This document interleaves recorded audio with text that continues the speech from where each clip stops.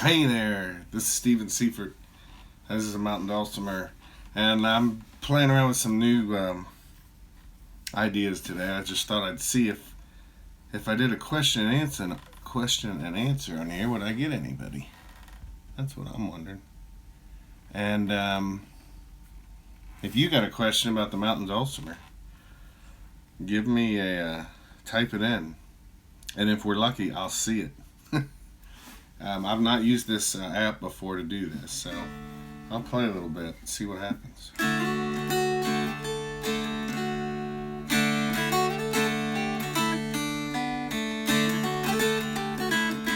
Hey, Chuck.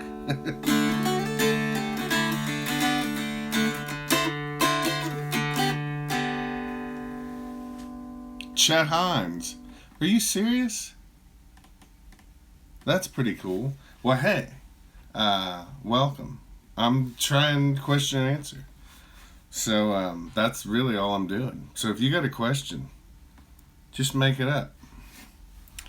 Just give me any question, and if I don't know it, I'll look it up. But I should probably have a fair shot at knowing what's going on.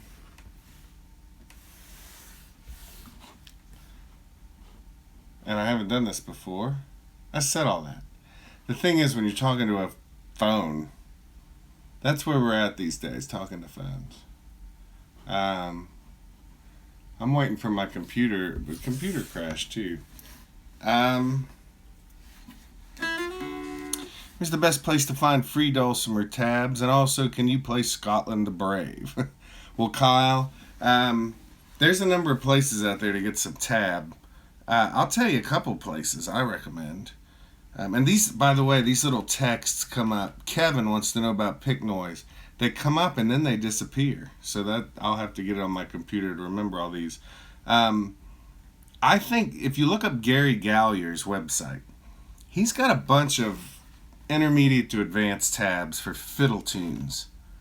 I've always been impressed with what he's got there. Also on everythingdulcimer.com, they've got a bunch of tab.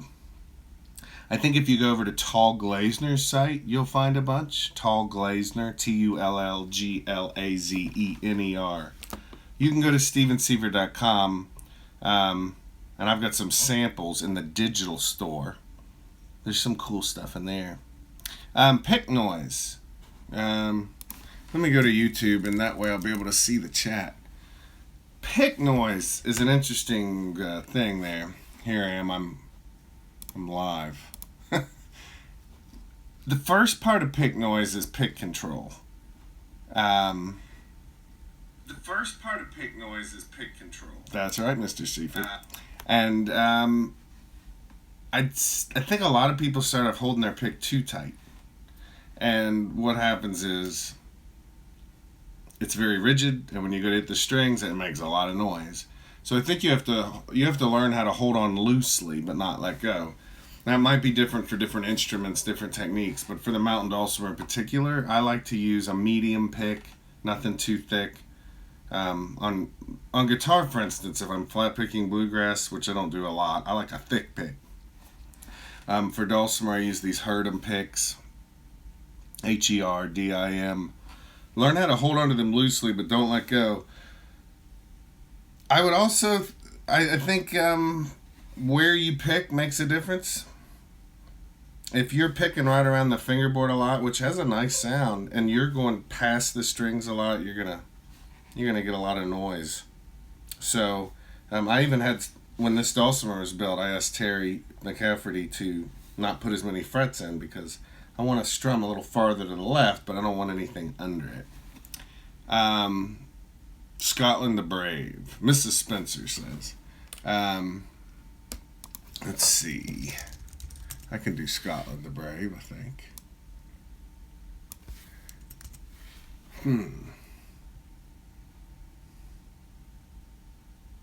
Yeah, Chet Hines, the dulcimer player. That's cool. I think I might have had a dulcimer that said Chet Hines on the inside. Did he ever build? Anyway, here's a little bit for, I'll just do a little bit of this for Mrs. Spencer.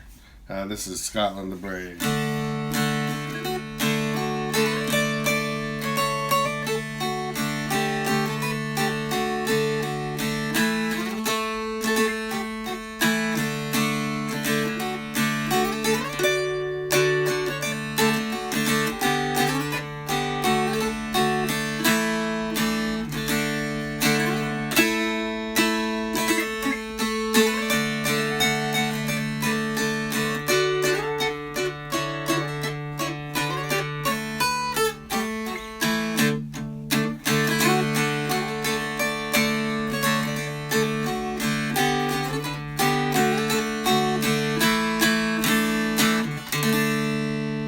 It's a good tune on the Mountain Dulcimer.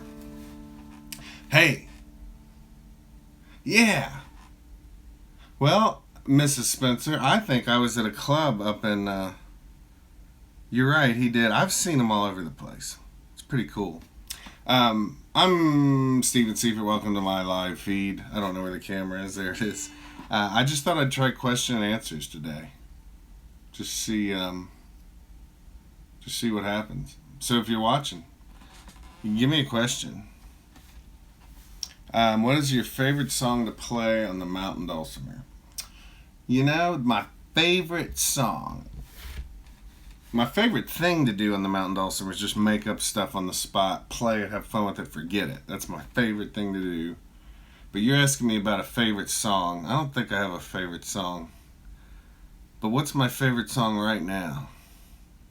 My favorite song this very moment. I don't have one, dude. But I'll tell you, here's one of my favorite songs. It's by Link Ray. And I forget what it's called, but if you look up Link Ray, it's like his main hit. There we go.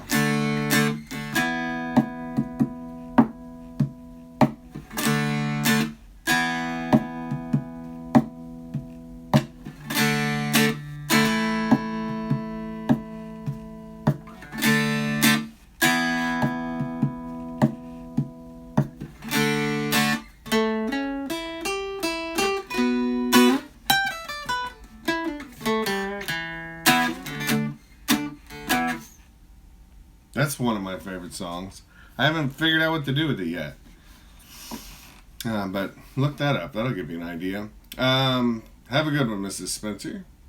Ed says, how long have you been playing the dulcimer? I think I've been playing it for about 28 years. It's very hard to believe. I'm not sure that's entirely correct. But I think it is. About 20... No, I don't even want to say that. Not 28 years. What does that mean? How old am I? That can't be right. I think it's getting close to right. Let's say 25. But I'll tell you, the first day I played the thing, I was having a ball. The first 10 minutes I was playing it. And I may have different kinds of fun since then, but pretty much I'm having about as much fun as I did that first 10 minutes. Different kinds now. But I didn't let not knowing how to play stop me from enjoying myself. Cherokee Cowboy.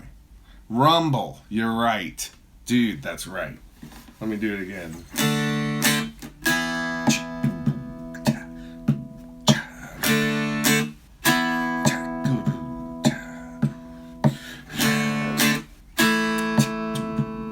Not a lot going on, but I like it.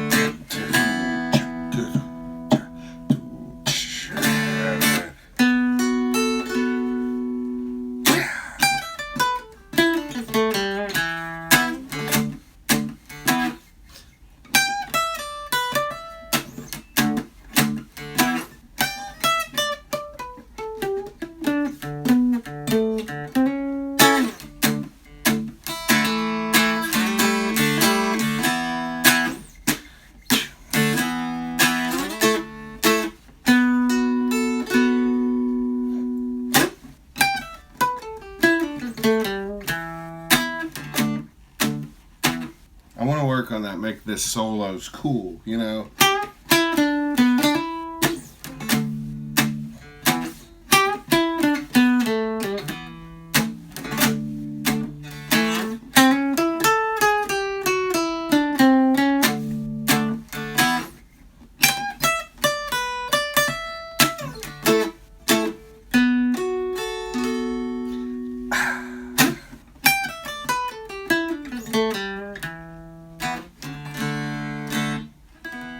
That's good. You got Cherokee Cowboy. How'd you just grab that out, man?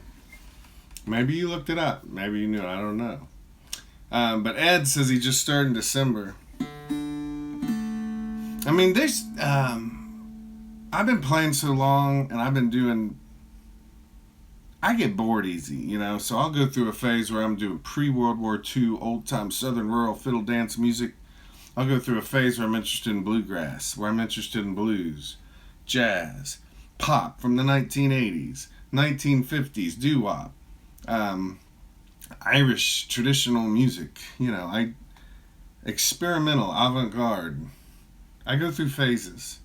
So, the best thing I can say about the Dulcimer, man, is I didn't choose it so I could be saddled with a bunch of people's expectations about what I do with it. I mean, right from the very beginning, it was about freedom for me.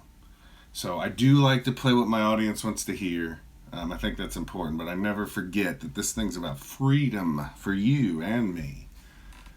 I think that's a line from a song. Alice asks, have you ever bowed the mountain dulcimer? I have. It's kind of funky bowing an instrument. I'll tell you, one of the biggest things is you'll think you're pushing the strings down with your left hand, but maybe you're not enough. And because you're bowing, it's actually getting a note. And so your brain's thinking you're pushing enough, but I sometimes find that it reminds me of the gas thing at the gas pump. You know how your grip loosens? When I'm bowing, my fretting slowly loosens. I've bowed a Tennessee music box and had a lot more luck with that because the strings are a little higher up.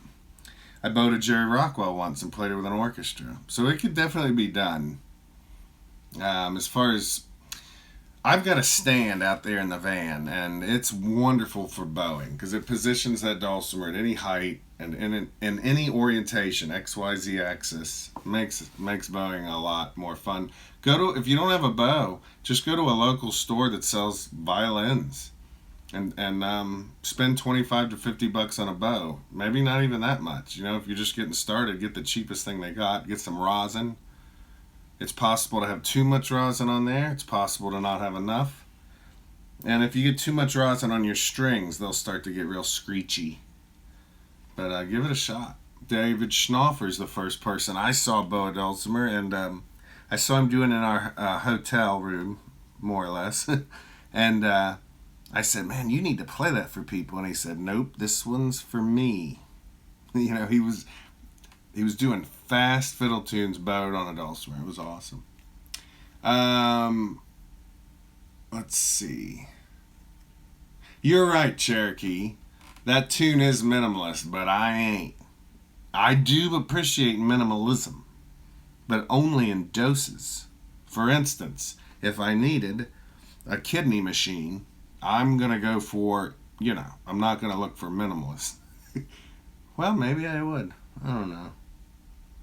But you're right, dude. A big part of that tune is attitude. Cherokee says again, I am a Link fanatic. This is Rob Lackey. Oh, cool. Good to see you. Ed says I'm inspirational to listen to. Thank you, Ed. Brian. What a great last name. Can you do House of the Rising Sun? You know, you can do it on a dulcimer. If you have just the 6.5 fret, you can do it in E. If you have a 1.5, you can do it capoed at 4. I don't usually use a 1.5. I play a regular dulcimer with the 6.5 and 13.5 frets. I do play chromatic, but I do have a 1.5 fret on this one. I decided to do this for a couple months, have a little fun with it. First step to getting House of the Rising Sun is the chords. E minor, G, A major, and then C major. And I'm just doing bar chords here. So I'm capoed at 1 and D-A-D. And I'm just going to call out the frets. Remember, the fret numbers don't change when you capo. Only where you've capoed changes often. So even though I'm capoed at 1, I won't call that a 1. I would call it an open. But So I'm capoed at 1, D-A-D. Let me just call out the numbers. I'm just doing bar chords. There is open. 3, a house. 4, 6, open. And then 3, and then 5. And that's pretty much it. Open. 3, 4, 6, open, and then 5, and then open, and then a big 5, back to open. It just does that over and over again. Melody wise, how does that work out? We got a buzz going on here. Let's see. There we go.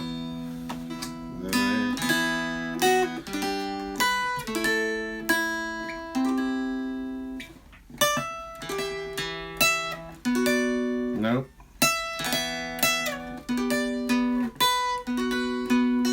That works.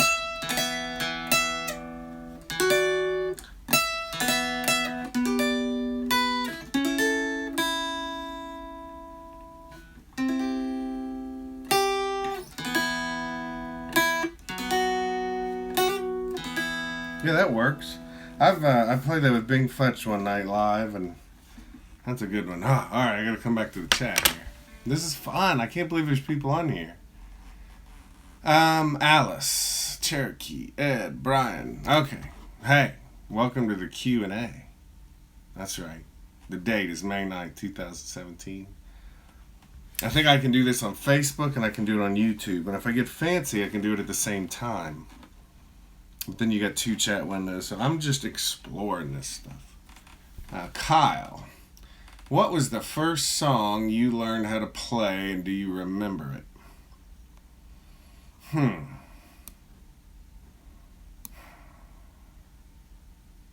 I remember the first song. Now, I couldn't get the whole thing. And it's funny. Now, there could have been an earlier thing, but let me see if I can remember this. Yep, here it is. Here it is. Now, I learned it on a piano. Or actually on a Casio. Where is that little thing? I put it up. It was this little Casio keyboard that is a calculator / keyboard. It was about like this. White. Maybe the VL1, I forget. Anyway, I borrowed that from Bill Yunkerts from St. Bernard near Cincinnati, Ohio, back when I was a kid, 5th, 6th grade. And my neighbor, Marla Meyer, I had it with her right on the sidewalk, and she showed me. This is when she encouraged me to play by ear. I said, I don't think I could play. She said, look, of course you can. Just think of a simple tune and start working on it. And that was my first music teacher, Marla Meyer. Anyway, here's the song, and then I'll tell you my first Dulcimer song. But let's see.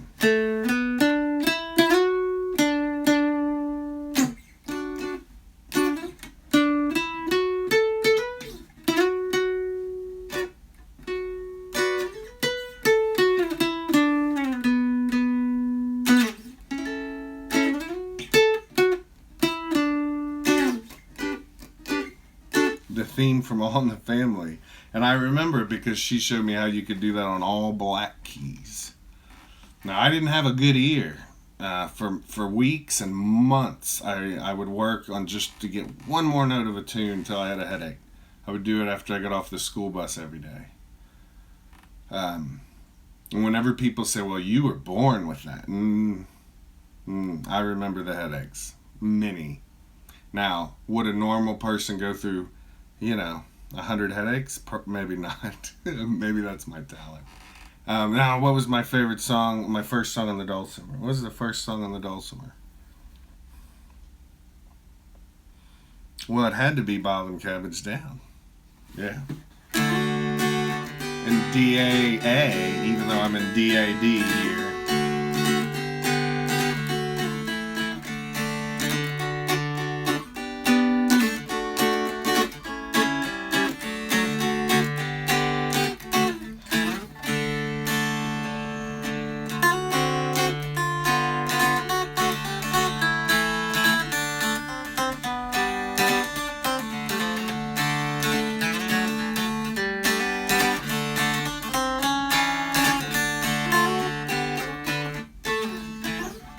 course, when I started playing it was just that simple way when I started there. Alice. She says, I have difficulty making a 3-note chord. Which note should I drop to use a 2-note chord? Well, I don't know why you're having difficulty, but I'll tell you, I've known people who've had arthritis, where their hand starts to curl up. I knew a kid whose hand was very mangled, and he actually fretted with the knuckles of his hand. He would play 2-string chords, so one string would be open, and on the other 2 strings he would fret a chord, something like an O 3-2, and he would use the different bumps on his hand to do that. I know somebody right now with hand condition where it's just better to usually leave one string open. Now, I could give you an hour lesson on this, but the main idea is leave one string open. David Schnaufer thought that was a great way to sound clean anyway. These 3-finger chords are great. I use them especially for climactic points. I love to use them in bursts. But 80% of the time I like using drone style or partial chord style, which means one of the strings is open. That open string just covers over many sins sonically. It's easier on the hand. When it's easier in your hand, I feel like you can be melodically a little more interesting. So for instance, I'll show you this. Now I don't have a handout for this, but you learn all your D, G, and A chords between 0 and 7. Now you can back up this video. D major, you've got starting on the bass, 0, 2, 2, 3, 4, 4, 5, 7. For G, you've got 0, 1, 3, 3, 3, 5, 5, 6, 7. Remember, you can rewind this.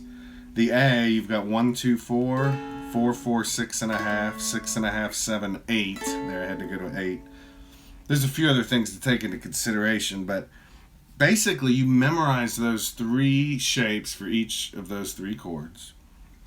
And you play through them, but you just choose to leave one string open. And you can also do the flipped shapes, choosing to have one string open. So for example, I'll leave the bass open this whole time. D, G.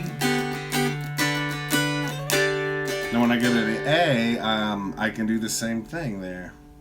And then back to D. There's different ways to do that, but not only is it possible to do that, I think it usually sounds better to do that. 3-finger chords all the time is not my favorite style, although many people I love play that way. It's just not the way I choose to play most of the time. That was a long answer. Logan says hi. Hello, Logan. What's going on? I like answering questions. Honestly, it's fun. So, hey, you got a question out there in YouTube land? What have you been doing on the Dulcimer? Got a handful of you watching. Thank you. I'll probably go try this on Facebook, see what happens. I want to see the difference in how many people grab on. I'm imagining Facebook will have more, you know. What are some questions I have for myself about the Dulcimer? When am I going to learn some new stuff? I have been learning new stuff, yeah, but not enough. And not in a focused, disciplined way. That's true. Man, I'm so bad about discipline. Self-discipline. I think one reason I got better was because I used Dulcimer to avoid being self-disciplined in like 10 other areas of my life. So, but now that I'm older, I think it requires some self-discipline. So I'd love to actually, I've been playing more in the morning, so that's a good step. I've been playing more every day actually lately. I really think I need a dedicated time every day where I just work on something new, even if it's 30 minutes. Man, I gotta get that stuff down. Alexander, how do I get started playing the Dulcimer? Well, dude, you got to get you one. And if you've got a bunch of money, I'd go ahead and be prepared with tax and shipping and everything to spend about $500. If you got a bunch of money, just go ahead and do that. Because that might be the instrument you play for the rest of your life. you don't have to get $1,000 one, although I've got one in my lap here that I love. Now, if you don't have a lot of money, you can look around at different builders. My builder friends are going to get mad at me when I recommend this. So if you are one of my builder friends and you have a similar instrument, write me and I will not forget. I'll do my best. But the cheapest dulcimer that I usually recommend that's made of wood is by Bill Berg. Now, he used to be out of Nashville, Indiana. He's been out of Columbus, Indiana before. I don't know where he's at now. It's probably Indiana. But it's like $115, man. If you want a cardboard dulcimer, Folkcraft makes a cardboard dulcimer. There's some other ones out there. If you're a cardboard builder and you're mad at me right now because I didn't mention your name, send me your info. I need to get caught up on the latest. And then I would go to my website. You don't have to buy anything. Click on where it says Learn to Play or something like that. And there's about a 30-minute video. And I teach you one way to play. In 30 minutes, it's on YouTube. You don't have to register or anything. And there's another one there called Join the Jam or something. Another link on my website, How to Jam, something like that. There's some good stuff on there. But I think the best thing you do with a dulcimer is figure out how to get it somewhat in tune. You can buy an electronic tuner. You know, they got all kinds. And actually just start exploring. Just start making stuff up. Look at it like Jerry Rockwell says. He calls it a possibility box. Start looking for possibilities. Don't worry about what anybody thinks. Don't just get in there and make some noise. It is a noise machine. You can do whatever you want with it. Ed, how long do you practice each day? Well, dude, I don't practice a lot anymore. Before important gigs, I'll practice like 3 days out. If it's one of these orchestra gigs, I might practice all day, every day for weeks. If I'm on the road, you just end up performing and teaching and jamming so much that you're kind of... But as far as focused practice, where I'm identifying weaknesses and I'm trying to fix them and I'm stretching my repertoire and my technique, and I don't do that enough. Now, when I was new, here's the way I did it. I might play for 6 hours one day, and then I would just play like an hour a day. And then 5 days later, I might play for 8 hours. And then I wouldn't play for 3 days, and then play an hour a day. And then a little while later, do a full 12-hour day. I mean, the thing about me, I could be better if I practiced more, especially back then. I don't want to just play dulcimer all the time. So, anyway, I don't know that that's going to help. And let's see, creamy lusciousness. That's nice. I wish more of your music was on Spotify. I know. You know, I've never done that. Roughly about, 18 years ago, I started selling CDs, cassettes, then CDs, and started making books with CDs in them and then DVDs. And then I was going to put stuff up get it on iTunes and all that. And a friend of mine had submitted something and the company screwed it up. And it was a nightmare to get it fixed. To this day, they haven't fixed it. So when you go to her page, there's other people there. So I just kind of put a lot of my music into YouTube, I guess. But you can download it from my site, StevenSeifert.com. You can buy the albums, download the MP3s. They're formatted for iTunes. But really, I should be on Spotify, iTunes, Pandora, all that stuff. And I've had really experienced people tell me what to do, and I've taken notes, and I'll get on it. Alice says, have to go. See you at Everett. All right, take care, Alice. Kevin, the $70 Apple Creek dulcimer I started with is, he doesn't, the reason we're funny about mentioning people's names and being negative, it's just because we stay in people's houses, and I've never stayed at Apple Creek's house. But it's why you'll see a little reluctance on us to be negative, because a lot of these dulcimer builders, we kind of, this is not like the guitar world.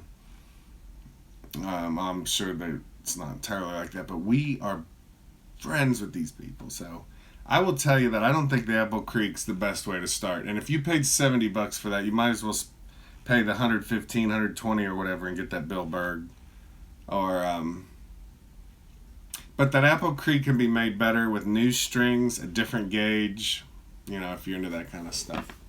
Kyle says, I spent $220 on a Roosback from Amazon. I'm not familiar with, I haven't played that one. We're doing Q&A, by the way, if you're just getting here wondering what's going on. Joseph says, sing, sing, sing as you play. It makes your playing better, except on harmonica. That's right. And you know who I learned that from? Who did I hear doing that first? Who's the guy that, oh shoot.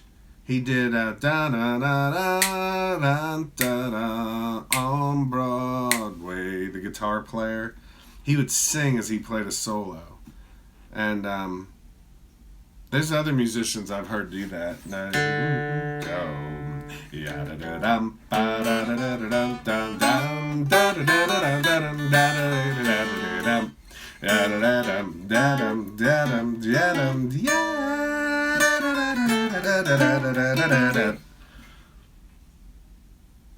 It's fun. You don't get to do it in performance much because people would ask you to stop probably.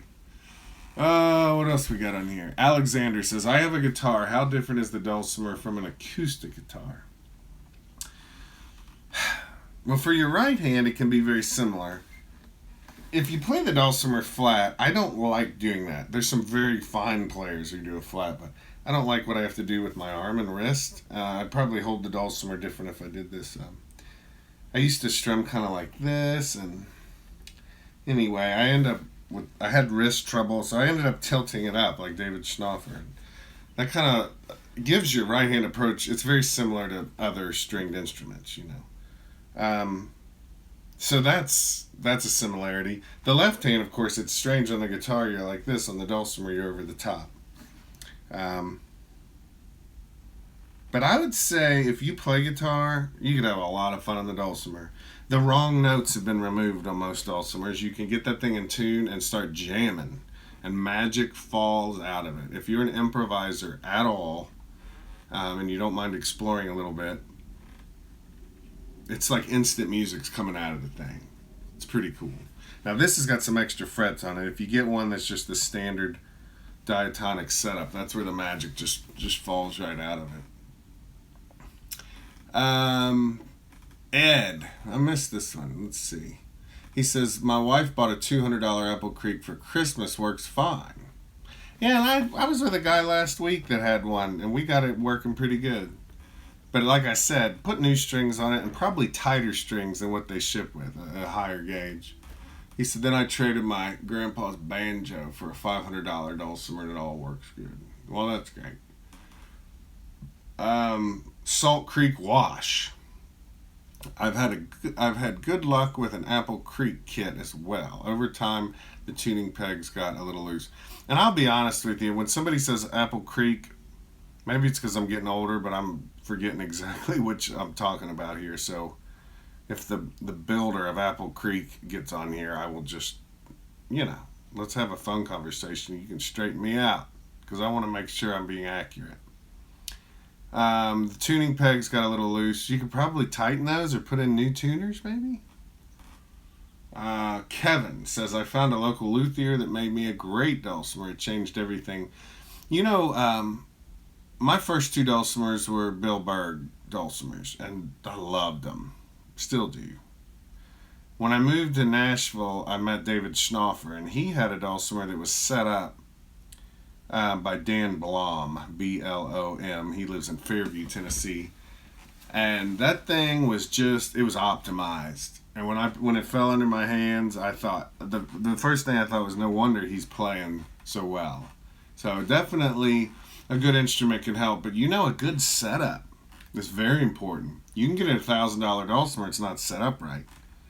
You can get a $100 Dulcimer that is set up right. Setup is the action, the intonation, the saddle, the bridge, the string gauge choice, that kind of stuff.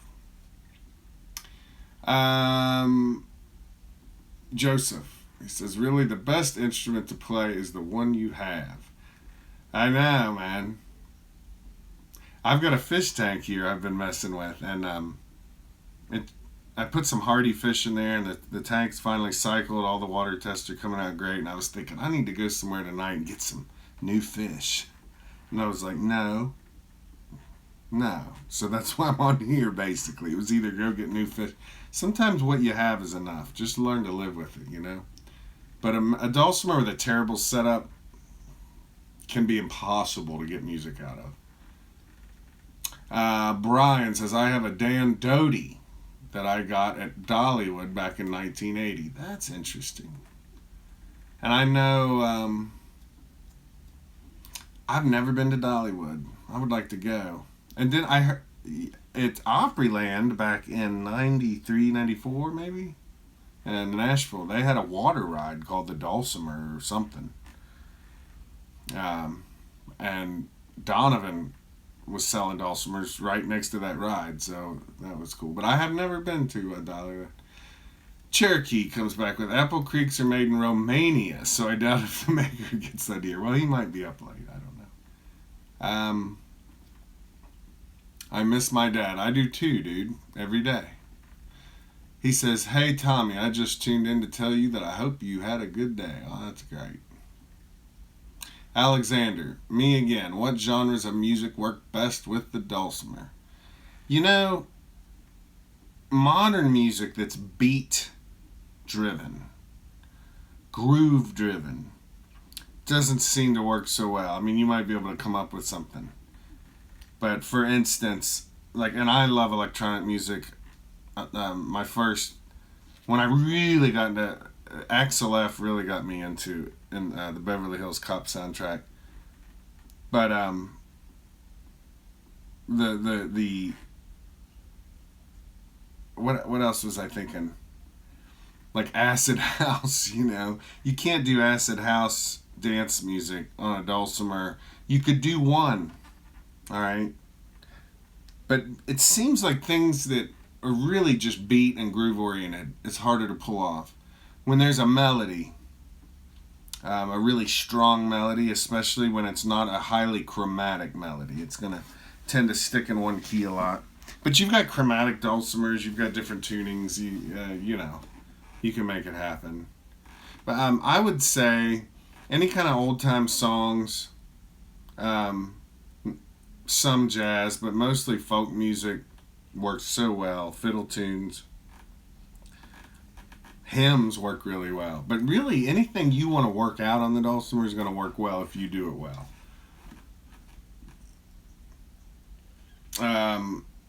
Joseph retracted his message.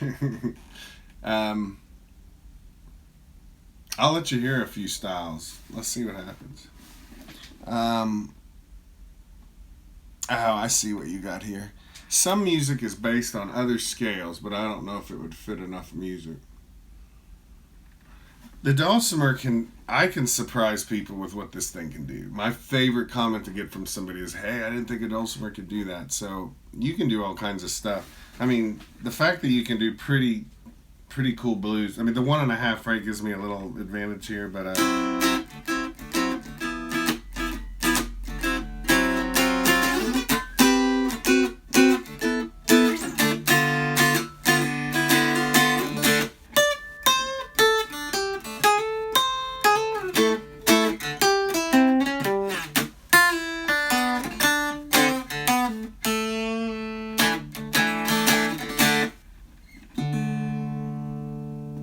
you can also get some interesting jazz chords like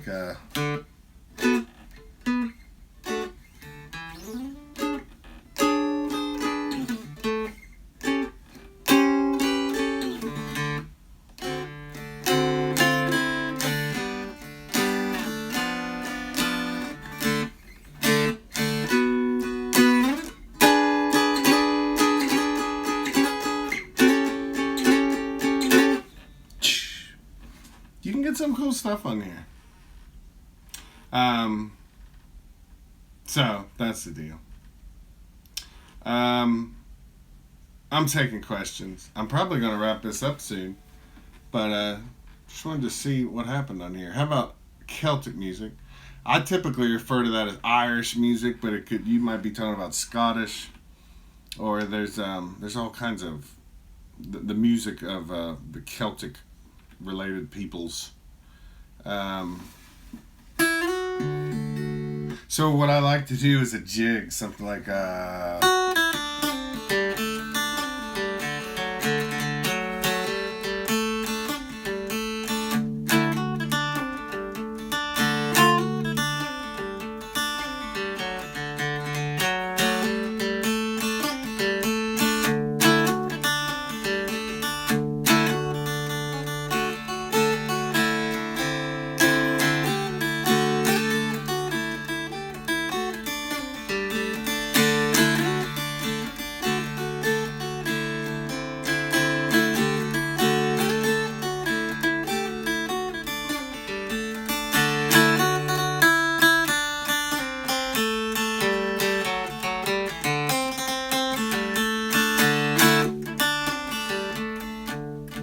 little slow, but and then the slow stuff works really well, like so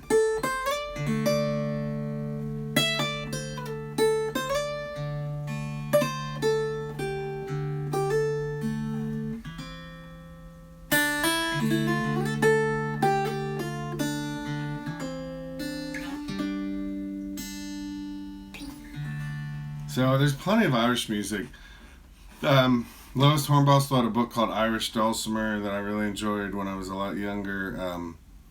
If you really want to get into playing some tunes, like session tunes, Aaron O'Rourke's got some neat stuff, so check him out. Salt Creek Wash. I just dropped into this conversation by accident. Is the question answering something that happens regularly? This is the first time I've done it. I was watching this, there's this guy that does these aquarium videos, Dustin. If you look up Dustin and the word like aquarium, forget the exact name of his channel, but he does it a lot. I think he does it once a week, and it's usually like 30 minutes or something. He does it on his phone. He's just sitting on the porch and stuff, but I think it's a good idea. So it would be great if I put out the next one on a calendar and let people know. What is this, Tuesday? I could do it on Tuesdays. Let's work on this. This is not a bad idea. Like Tuesdays, 6:30 Central. I'm going to try it on Facebook as soon as I hang up. I want to see how many people come on there. We'll see what happens. If you want to know what I'm up to, sign up for my newsletter. Go to StephenSeifert.com. Join my mailing list. It's probably the best way. Like me on Facebook, and also go to my performer page on Facebook. I have no idea how to tell you the difference, but I have a personal profile, and then I have this performer page. Good luck with that. Alexander, Joseph says, are you playing from memory, or do you just feel where to play, or by ear? I do a little of everything. I do a little bit of everything. But one thing I did early on is I didn't like, I can read music and I can play by ear, but early on, I couldn't play by ear very well. I couldn't read very well. And I just remember thinking, I would try to copy other people and I couldn't quite get it. I just remember thinking early on, if I could train myself to wing it. It never occurred to me that people that winged it just came out of the womb doing that. I'm glad that didn't occur to me. That would have intimidated me, but I thought, I wonder if I can train myself to wing it. And one of the first things I did is I put on a metronome, and I remember just saying random numbers between 1 and 10 with every click of the metronome. I don't know why I thought of that, but I just remember thinking, if I could train my brain to make up stuff. I guess I don't know what I was thinking, but usually when I play something, there's a loose association with a melody. So I'll give you an example. Happy Birthday. I don't play that a lot, but the melody starts on the 5th note, which I learned from theory. I can hear it in my head. I can kind of see it on paper. But right now I'm a little cautious because it's kind of a tricky little melody. So I'm just doing the melody with almost little to no chord.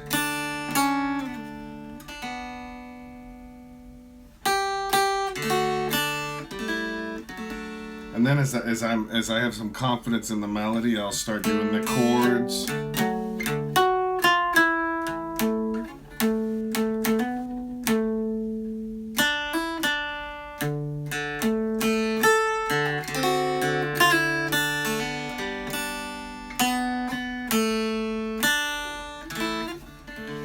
right then I forgot the melody. I mean, I just got this thing where I try to, so many songs are alike, and I try to get that tune going, the basic tune with a drone style, and then I'll put in simple chords, and sometimes sometimes if I know I don't know what's coming up next, I'll just play something cool that's not too different.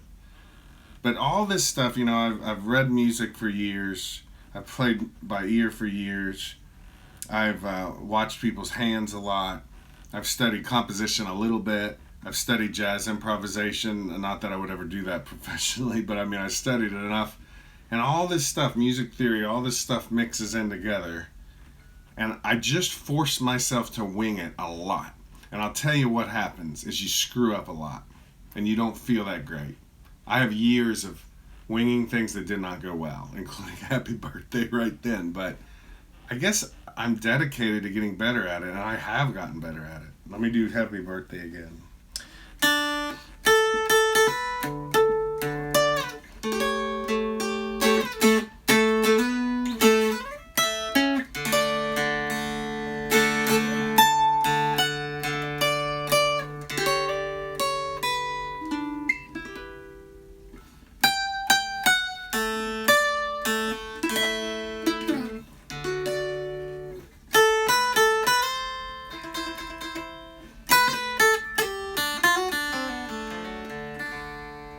There's a little bit of that. And I will wrap that up by saying, early on, I would hear people talk about, well, I'm more of an ear player, and I'm more of a, and I just thought, I wonder if I can learn a little bit of all of it. So I do feel like a little bit of a jack of all trades and a master of none, but I like it. It's the way I like to play. Alexander says, I would like it very much if you did this more in the future. Well, thank you, Alexander. Do you also write music? It's a funny thing. I like to make up stuff, but I don't often write it down or try to remember it. I did write a thing very specifically when I was a senior in high school. And I put chords and melody to the poem "Whose Woods These Are," I think I know, by Robert Frost, and my friend Melanie sang it. And we did it at Wizard's Wardrobe in Cincinnati with Lydia, who ran the place. She was the MC. Why don't I write more? Like everybody says, you should write more. I like making up music on the spot, and I like playing favorite melodies from the, 20s, 30s, 40s, 50s, 60s, 70s, 90s, whatever. Why don't I write more? I can sit here and say I should, and I'd like to do more, but look, I'm getting older, and I'm not drawn to it. I don't know why. I don't know why. Now, if I record it and put a name on it, then it's easy enough to tell you I wrote that.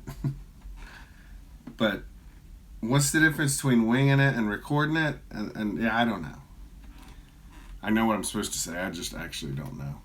Joseph says, can you sing harmony without a lead part being played by someone? I try to.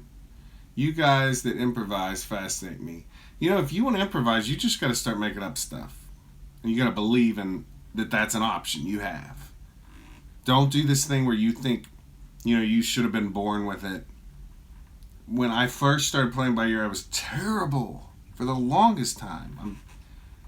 When I first started reading, I was terrible for the longest time. And when I first started making stuff up, I couldn't do much. I really couldn't. But I was fascinated with it, whereas someone else might be bored with it. I was fascinated with what I was doing. That's something I can be thankful for. Sing harmony without a lead being played. Yes. But I usually reference the melody in my mind, and I either see it on a piano or see it on a dulcimer. Sometimes I do it strictly by ear, but really I wasn't one of these people that could just sing harmonies because I'd been around it a lot. It didn't make sense to me. I had to figure it out with music theory, and after I saw how it worked, then it's like my ears started to get it. Then I could wing it. Then I could just do it by feel. One of the best ways to know how to do that is to play melody and harmony a lot. And you'll be able to play harmony without playing the melody. One cool trick is to play at the same time. So I'll do melody on the melody string, harmony on the bass. So like...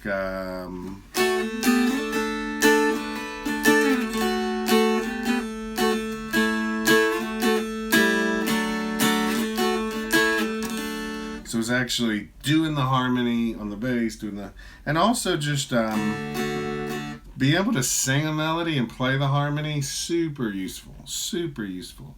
The more kind of ways you chop that up, I think you get better at it. Alexander says, how did you get the confidence to push through the muck in the beginning? Here's the thing. When people say I'm talented, I often think, I'm not talented the way you think I am. But one talent I do have is I was fascinated with the muck in the beginning. Now, you might say, well, that's not a talent. That just means you're stupid or something. Maybe. But how did I get through the muck in the beginning? I liked it. Now, I didn't like the wrong notes. But every time I got one little good thing, or 2 or 3 good things in a row, I loved it. And the occasional bad note, that created a desire in me to figure out what was going on. That led me to music theory and asking questions and reading books and watching videos and traveling and learning from people and all that stuff. But I liked being a beginner. And a lot of beginners don't like being a beginner. They want to be something else. Now, of course, early on, I wanted to be Eddie Van Halen or something like that, or George Winston on piano, or Frank Zappa, on guitar, or Willie Nelson singing, or whatever. But I actually enjoyed that beginning where you're ignorant and you're hopeful and it's exciting. I just loved it. I think that's a talent I have, that I liked being a beginner. And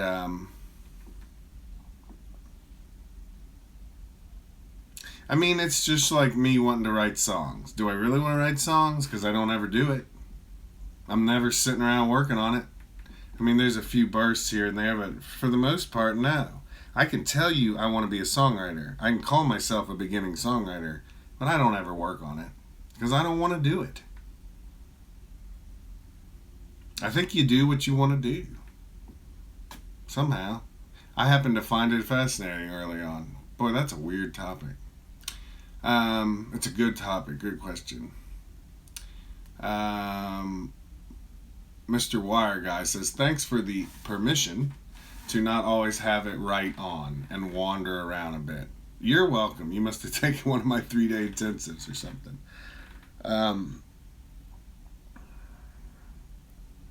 You get these voices in your head that'll tell you what you're doing is stupid or doesn't sound good. There's voices you do need to listen to, thoughts you need to listen to, but for the most part, people are way too critical. Little kids are not like that. You put a little kid on the floor with a pile of Legos, he's having a ball. You don't have to give the kid directions. Most kids just start sticking things together. Now, they might get bored quickly, and one kid might working off the directions, and another kid likes to plan it out or whatever, but I think that just try to be like a kid with it, especially in the early phases. And don't hang out with people that early on that are too hard on you. Now, there is a time when people being hard on you it's essential, Somebody telling you, hey, dude, we expected you to do a good job on this gig, and it's obvious you didn't practice.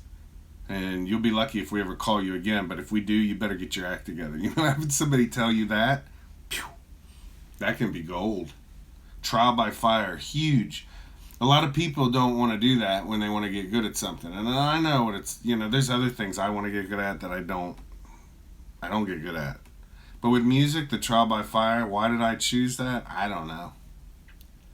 It's good to hurt sometimes, apparently. Alexander says, thanks very much. I'm going to go start with the Dulcimer now. Good job. I think I'll leave it there today. Thank you guys for hanging out with me, and I will I'll ponder doing this again, and I'm probably going to get over on Facebook. Thanks for putting up with my messy room, and until next time, just go strum that Dulcimer. I'll see you guys later.